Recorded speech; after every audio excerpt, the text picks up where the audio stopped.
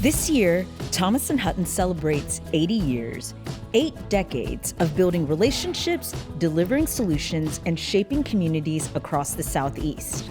But milestones like this aren't only about longevity, they're about responsibility. This series, The Next 80, the 6th generation of leadership, is about how we prepare, how we lead, and how we build forward. As we begin this series, it feels right to start with stewardship. Sam McCachern and Ben Jones have helped guide Thomas Hutton through significant growth, and they've also helped prepare the leaders stepping into this next chapter. As we celebrate 80 years, I want to begin here. So when you think about 80 years of history, what did you feel most responsible for protecting as leaders?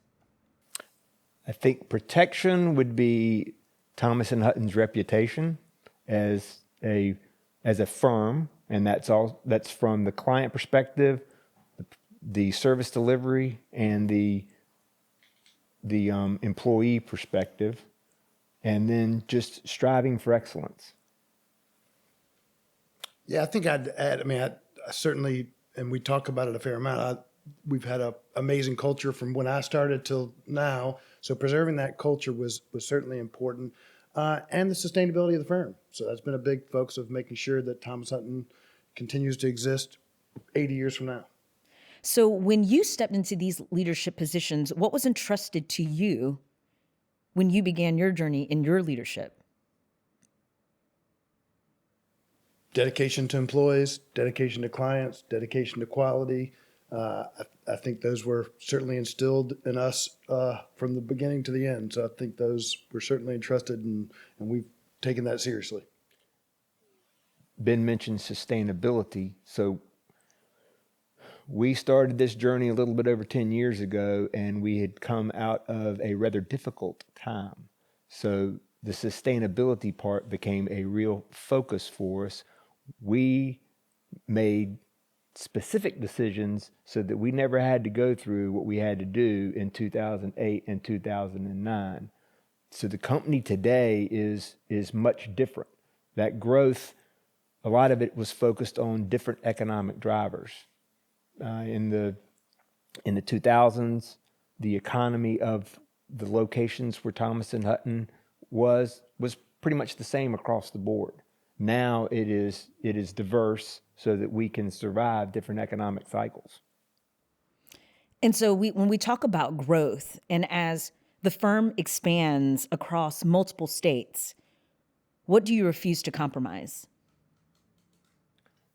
I'll go with 2 things on that one, and then let Ben add to that. The 2 things is striving for excellence across the board. That has got to be in the forefront, and then one company.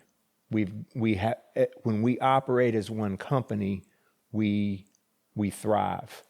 When we don't do that, we struggle. I agree. I think I'd just add to that. I would have said the one company thing too, because without that, the company can't succeed. I think that's one of the things that's been the drivers as we have expanded that's allowed us to continue to be successful for our clients and our employees. So that's got to be the focus. And as we've expanded, that is not something that is typical in our industry. A lot of people will talk about it, but there's a lot of companies that still have branches, for example, and a branch setup. That's not keeping with one company. And so we have to continuously drive that point home and educate and talk about it as people come into the company, experienced people come into the company. That's not going to be a culture from which they have come. So that's something that we've got to help instill in them moving forward. And I think when we say one company is important, like that's so that we can share resources across the organization, so we can have the best people on the best projects serving the clients for what they need. And that consistency from a technology standpoint to a training standpoint to an expectation from the client of those things, quality and consistency can be maintained. The best talent may not be in the location of the project, or the project may not be in the backyard of the talent. So what Ben just mentioned helps make that happen. So if the founders, and I'll also throw in our past leadership, walked in today, what would still feel familiar to them? I think it's interesting, from the Mr. Thomas and Mr. Hutton, from the entrepreneurial spirit getting started, dedication to client and employees was certainly true from the beginning, to, Mr. Foster and Mr. George with work ethic, quality, to Danny and Mitchell with work hard, play hard, the change in how we do business development, to Sam and I on sustainability, focus on consistency across the organization, geographic growth. I think what I always loved about, even for me, I grew up at Thomas and Hutton. I think pieces of those qualities have maintained. Each generation and each leadership group has added to that. But you can still see the impacts of Mr. Thomas and Mr. Hutton had on the organization. You can still see the impacts of Mr. George and Mr. Foster on the organization, and Octavio, and all the previous leaders of the organization. And I know, even as we look at the next generation, I know with Jason and Trent and Kevin, we don't know what their legacy is, but I know it will add to the organization and make it stronger. That I was trying to think about just some of our long-term legends, and when you asked that question, I thought about the T-shirt that Mr. Foster gave all of us at one time, and we had a T-shirt that said, "Happiness is positive cash flow." So I think that I think that he would find our business practices to look pretty similar to what he would expect. What else is similar? Our story goes through each decade. There's some shifts that take place in the company, and I'm thinking mainly about Mr. Foster and Mr. George right now. There's some clients that are still similar. So years ago, Mr. Foster, working with Union Camp, set up some projects in Beaufort and Jasper, South Carolina, that we're still working on today. And so that land would seem familiar to them. I think the attitude of service would seem familiar. So certainly, and that goes back dedication to the community. Yep, that goes back to Mr. Hutton and Mr. Thomas, and that has carried through every generation. So I think that they would be excited to see how, back to one company, that service mentality and the dedication to the community exists across 6 states now, and it started in Savannah. They probably also give us some lectures. Some deserved. I love that. So this leadership transition has been described as intentional and years in the making. When did preparation truly begin? When did you guys start having these discussions? How did you know it was the right time for this shift? Succession planning is taking place really all the time, and that is the key responsibility of a board of directors. Now, it took a little more shape, probably 3 or 4 years ago, I'd say, and it's a small discussion to begin with. The reality of the situation is I've been at this for 40 years, and I'm more than 60 years old. So at some point, those things, the calendar keeps flipping. So you've got to work through it. Yeah, I agree with Sam. I think we're blessed at the company to have a lot of great leadership within the organization, right? So, even further back than 4 years, we were working on the succession planning, kind of making, understanding what the next level of leadership would look like, where the company was headed, our growth, all those things. I think in the last 3 years, it was more of selecting who was going to be the next generation. And we've certainly known, maybe not what seats they would be in, but we certainly knew Jason, Trent, and Kevin were going to be in that group. over the last couple of years. They've evolved, we've evolved, the business has evolved, and each one of them had their strengths aligned really well with the positions they've taken on. That worked out better than probably we even dreamed it could. So that was awesome. I think the other big change we made is deciding to transition while we were still here, and that was intentional. Sam and I talked about that, and we felt that can struggle within an organization sometimes. But Sam and I thought it was important to turn it over, start backing down responsibilities, give them time to take on core responsibilities while we helped with others, and then transition those to them over the next few years. So they're smooth. And that's mostly to make sure our clients and employees and the overall business are set up for success. And I'm excited. We joked around in our recent board meeting. They're probably under a little bit more stress than we are since we're transitioning things off, but they've already handled it amazing. And I've enjoyed the transition of being able to focus on some things that honestly I didn't have the time to do before. Stability is the key or the goal to the whole process. You want the company to be stable. You want our clients, even our community. We need to be showing stability. What this does in terms of we're still here, it really increases the capacity of the leadership group to be able to do more.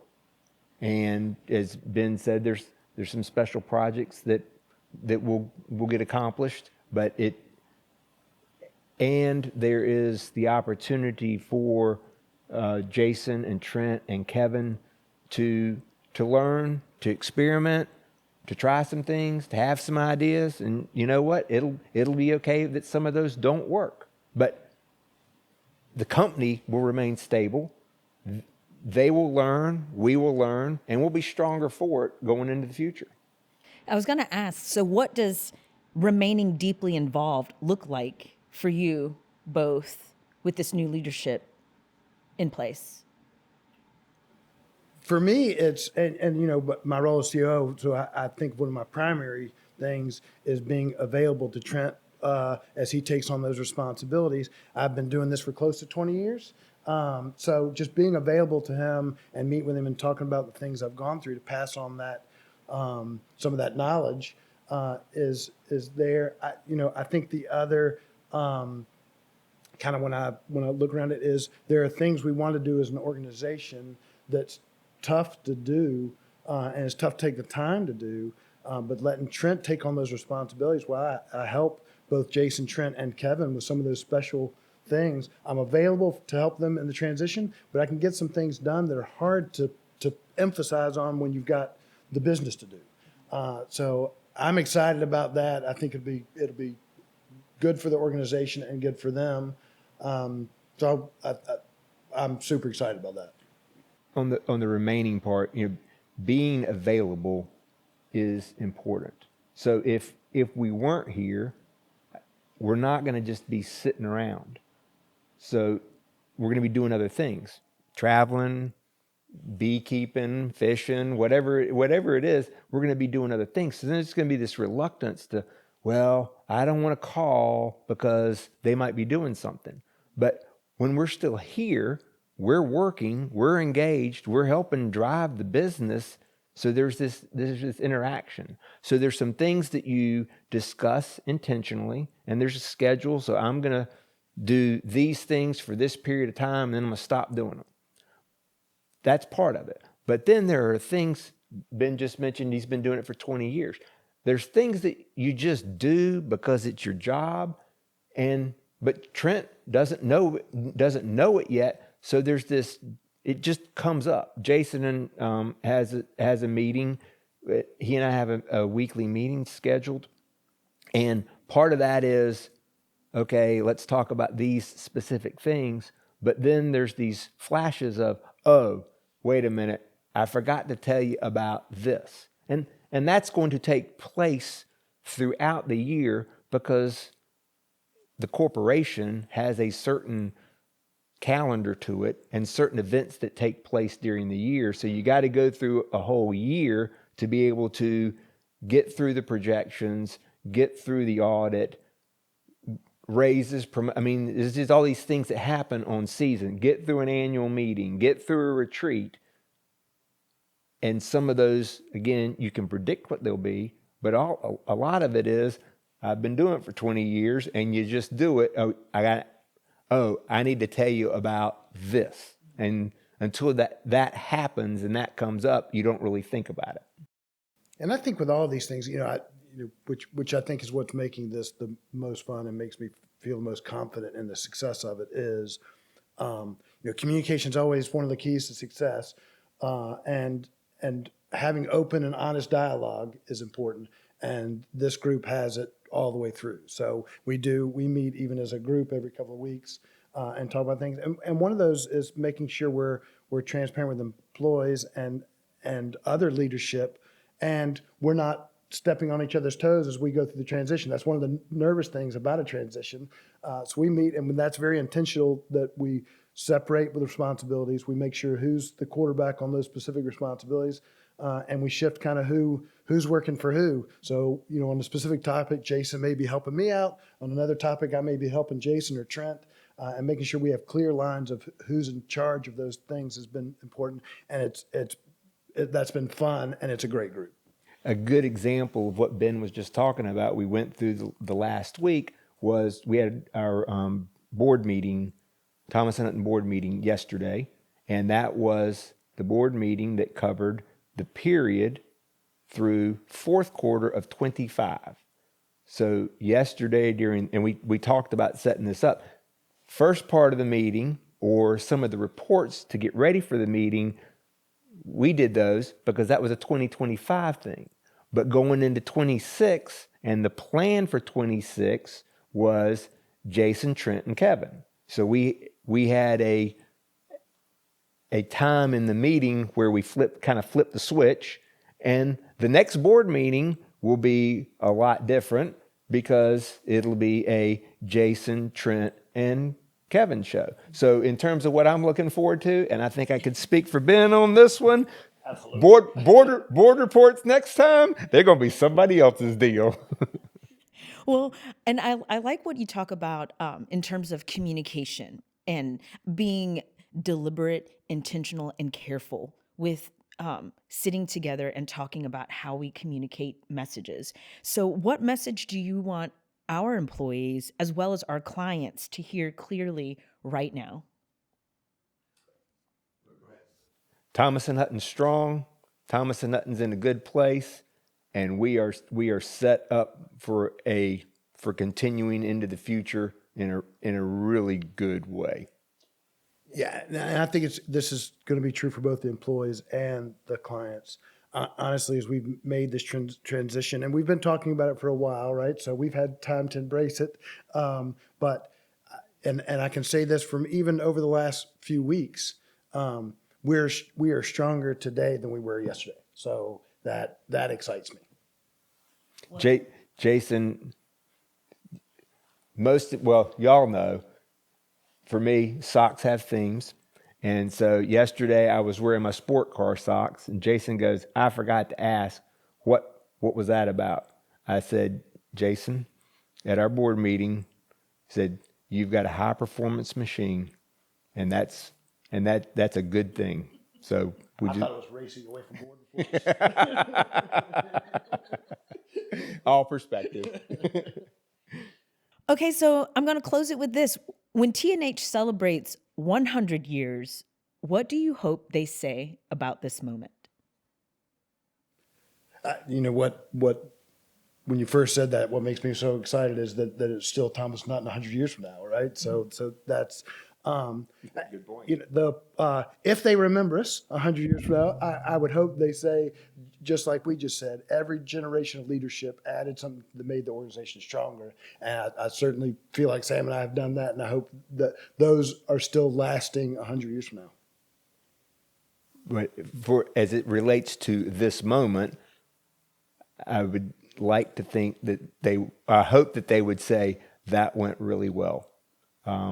We were intentional when 10 or 12 years ago when we went through the process. And so we were intentional this year. or this time. And so I think that continuing to build on that, and it really needs to be a celebration. Again, we're strong as a company going into that next leadership. Every company doesn't do that. You can read the Wall Street Journal and find multiple examples of struggles that are taking place. So when Ben mentioned that strong leadership, that takes years to build. This just happens to be a moment in time, and not so much an event. It's a process. Well, thank you both. 80 years strong, and clearly we are prepared for the next 80.